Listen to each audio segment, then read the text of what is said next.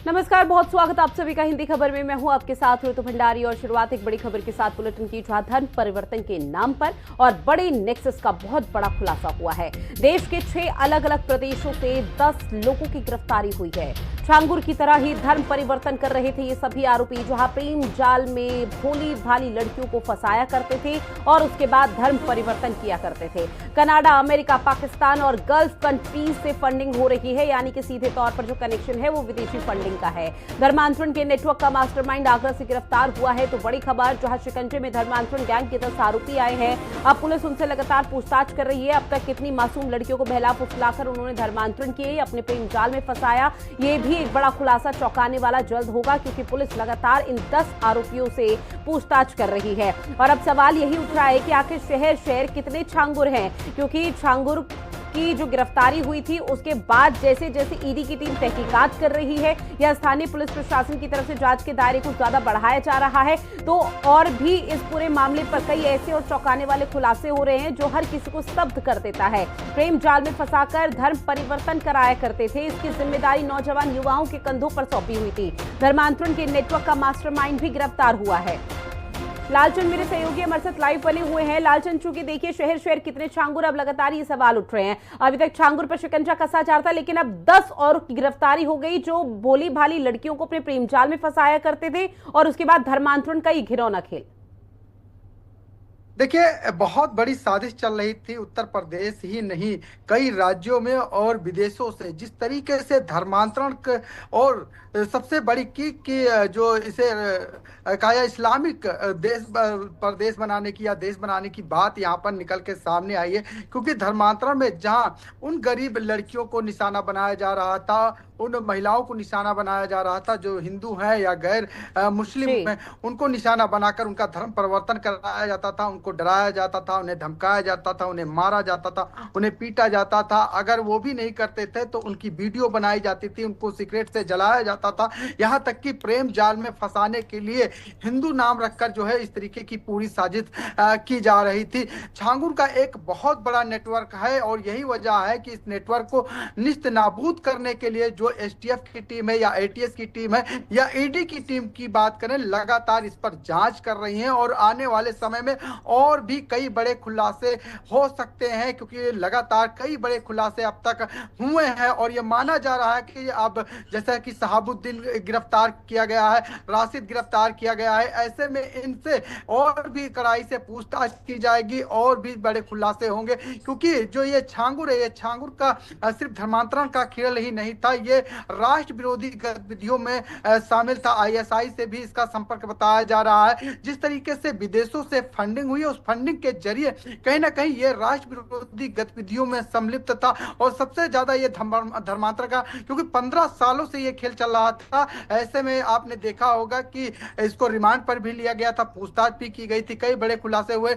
लेकिन इस समय जो बड़ा खुलासा निकल के सामने आ रहा है कि ये अपने आप को आरएसएस का पदाधिकारी भी बताता था, ये भी जानकारी निकल के सामने आ रही है। एक लेटर मिला है, उस लेटर में प्रधानमंत्री नरेंद्र मोदी की और आरएसएस के जो है पदाधिकारी बताने का मामला सामने आया है। इसके साथ ही जो विदेशी फंडिंग होती थी उससे भी ये पूरी तरीके से कहीं ना कहीं धर्मांतरण में सम्मिलित था। लेकिन जिस तरीके से आगरा पुलिस ने भी एक बड़ा खुलासा किया है कि धर्मांतरण के नाम पर एक और बड़ा गिरोह जो है चल रहा था, उसमें 10 लोगों को गिरफ्तार किया गया, उनसे भी पूछताछ की गई है। क्योंकि कई लोगों से जो है कई राज्यों के उसमें लोग लालचंद, चूंकि देखिए धर्मांतरण को लेकर छांगुर पर शिकंजा ईडी की टीम कस रही है और ऐसे में विदेशी फंडिंग के तमाम बातें जो है वो ईडी की टीम की तरफ से यहाँ पर बताई भी गई है कि विदेशी फंडिंग होती थी। आईएसआईएस का कनेक्शन आप लगातार बता रहे हैं, पाकिस्तान से तक कनेक्शन यहाँ पर बताया जा रहा है छांगुर का। लेकिन जिन 10 लोगों की गिरफ्तारी हुई, जिन 10 लोगों से अलग अलग जगहों पर पूछताछ हुई,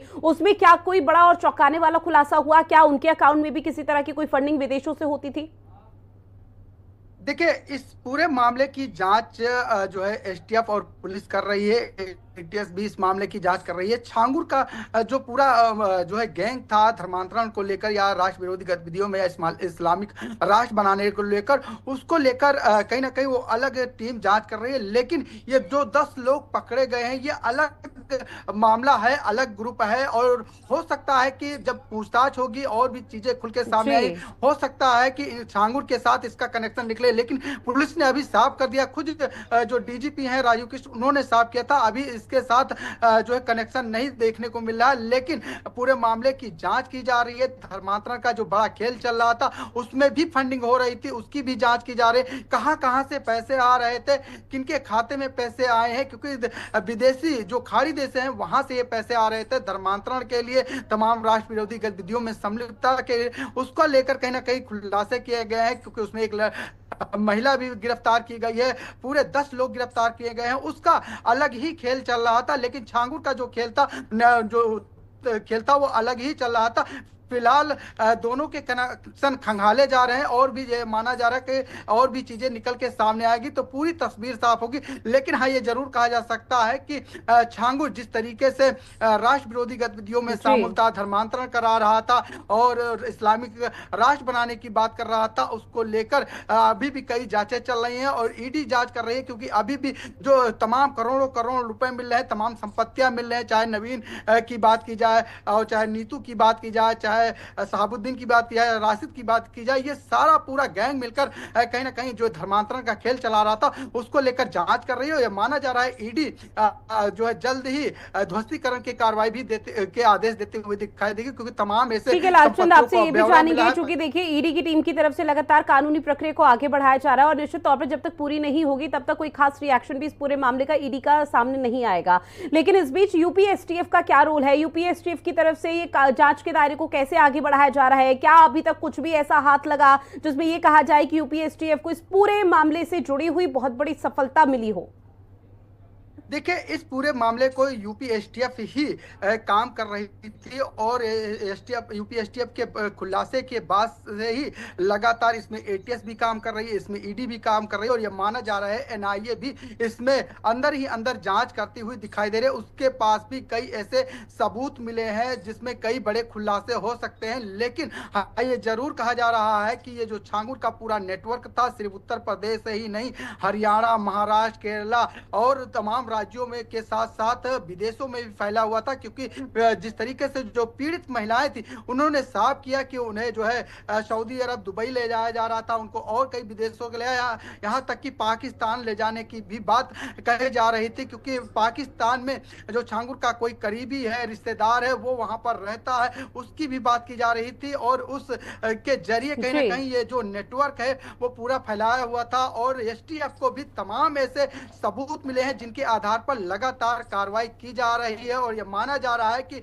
एक बार फिर से छांगुर और उसकी महिला सहयोगी नसरीन के साथ साथ और कई लोगों को जो है रिमांड पर लेकर पुलिस पूछताछ करेगी और भी कई बड़े खुलासे हो सकते हैं। ईडी भी माना जा रहा है कि जो है रिमांड पर लेगी इन लोगों को और तमाम पूछताछ करेगी, तमाम संपत्तियों की पूछताछ करेगी, तमाम पैसों की पूछताछ करेगी, कहां कहां से किन किन खातों में पैसे आए हैं। क्योंकि जो नेपाल है, नेपाल से ज्यादातर पैसे ट्रांसफर होते थे। नेपाल के पास जो उत्तर प्रदेश के तमाम जिले हैं वहां पर भी जो है इस्लामिक सेंटर बनाने की जो तैयारी चल रही थी, तमाम युवाओं को जो है इसका पाठ पढ़ाया जा रहा था, उसको अपनी तरफ लाने की कोशिश की जा रही थी। क्योंकि जो मदरसे हैं वहां से भी ये जुड़ा हुआ था, तमाम मदरसों को भी निशाना बनाने की कोशिश, जो मिशनरी हैं वहां से भी तमाम युवाओं को अपनी तरफ खींचने की कोशिश